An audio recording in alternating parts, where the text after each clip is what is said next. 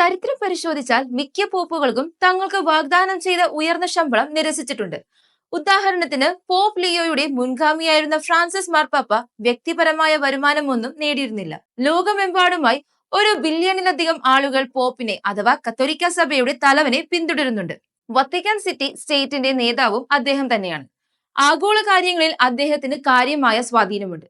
എന്നാൽ ഈ അധികാരങ്ങളൊക്കെയും സാമ്പത്തികമായി എന്തെങ്കിലും നേട്ടങ്ങൾ അദ്ദേഹത്തിന് നൽകുമോ? പോപ്പ് ആകുന്നതിലൂടെ ലഭിക്കുന്ന ശമ്പളത്തെയും മറ്റ് ആനുകൂല്യങ്ങളെയും കുറിച്ച് ചുരുക്കത്തിൽ നോക്കാം.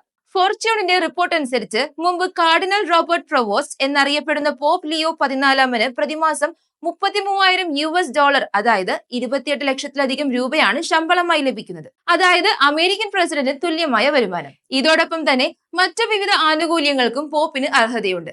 പോപ്പ് മൊബൈൽ എന്ന പ്രത്യേക കാർ, ഒരു പേഴ്സണൽ ഫാർമസി, സൗജന്യ ഭക്ഷണം, താമസം എന്നിവ ഇതിൽ ഉൾപ്പെടുന്നു. എന്നാൽ ചരിത്രം പരിശോധിച്ചാൽ മിക്ക പോപ്പുകളും തങ്ങളുടെ വാഗ്ദാനം ചെയ്ത ഉയർന്ന ശമ്പളം നിരസിച്ചിട്ടുണ്ട്. ഉദാഹരണത്തിന് പോപ്പ് ലിയോയുടെ മുൻഗാമിയായിരുന്ന ഫ്രാൻസിസ് മാർപ്പാപ്പ വ്യക്തിപരമായ വരുമാനമൊന്നും നേടിയിരുന്നില്ല. ഇക്കാര്യത്തിൽ ലിയോ 14 മാർപ്പാപ്പയും നിലപാട് എന്താണെന്ന് വ്യക്തമാക്കിയിട്ടില്ല. ഒരു പോപ്പ് സ്ഥാനമൊഴിഞ്ഞാലും അദ്ദേഹത്തിന് പ്രതിമാസം $3,300 അഥവാ 2.8 ലക്ഷം രൂപ വരെ പെൻഷൻ ലഭിക്കാൻ അർഹതയുണ്ട്. കൂടാതെ അദ്ദേഹത്തിന്റെ താമസം, ഭക്ഷണം, വീട്ടുജോലി എന്നിവയ്ക്കുള്ള തുടർച്ചയായ സഹായവും ലഭിക്കും. ഇറ്റാലിയൻ നഗരമായ റോമിലെ ഒരു ചെറിയ രാജ്യമാണ് വത്തിക്കാൻ. വിദേശ സംഭാവനകൾ, നിക്ഷേപങ്ങൾ, ടൂറിസം, മ്യൂസിയം ടിക്കറ്റ് വിൽപ്പന തുടങ്ങിയവയിൽ നിന്നാണ് വരുമാനത്തിന്റെ ഭൂരിഭാഗവും നേടുന്നത്.